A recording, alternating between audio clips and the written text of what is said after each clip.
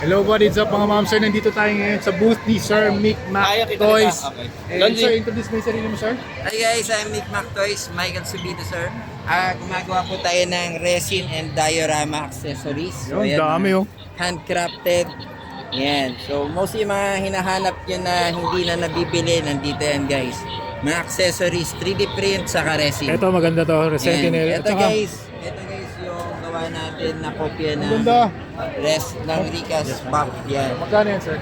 3.5 ang benta ko dito. So yung authentic dito nasa 6.5 to 7,000. For army build guys, pwede na ito. Ilan stocks mo ngayon sir? Ngayon may dalawa. Actually isa na lang kasi may-ari na nito. Okay, so Kuhain na ito ngayon. pero yun mga ma'am sir, kung gusto nyo ng diorama, look at the diorama here. For 112 pesos Yep, sir. 112 scale diorama. Meron pang mga pusa, meron siyang bar. Ano yung nasa left side? Ano dapat to eh, yung ihawan. Ihawan. Iba tapos eh. Tapos yung isa parang nasa New York. New York State. Ayun, New York Street. Parang New York Street. Super nice. Punta lang kayo. Sir, ano yung Facebook page mo? Yan, Mick Mac Toys. Mick Dash Mac Toys. Mick Mac Toys. Punta kayo dun mga ma'am, sir.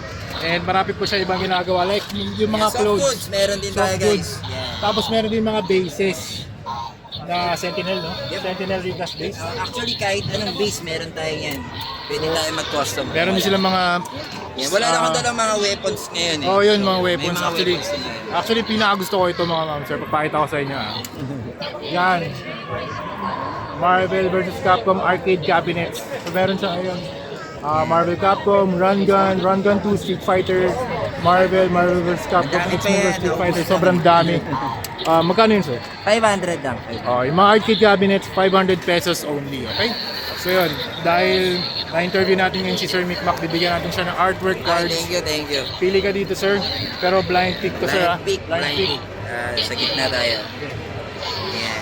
Oh, pakita natin. Uy, si Punisher. Pwede na, Let's go. Punisher at saka Deadpool Ayun collector nga kasi pala. ako eh. Explain mo sa kanila yung ginawa mong Punisher van. Yun guys, na may parating kasi na Spider-Man movie. So meron kasama si Punisher doon, ginawa ko siya.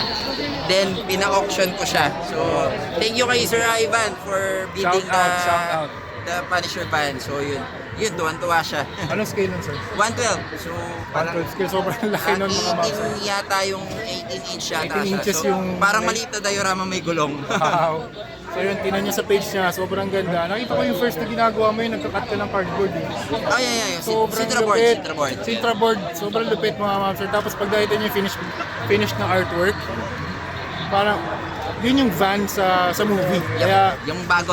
oh, kaya kung gusto nyo makita yung, kung gusto nyo magkaroon ng actual na van, na kahit na hindi pa release yung movie, Kahit hindi Punisher, kahit oh, anong movie, kahit anong diba? Kahit anong van, kahit anong vehicle, Yeah. kaya gawin ni Sir Mick Mac. Okay, so yun mga ma'am, sir. Thank you very much, Sir Mick Mac. Promote mo ulit yung Thank page you. mo, sir. Yan, Mick Mac Toys lang po sa Facebook. Yan, Mick Dash Mac Toys. Alright, see you soon.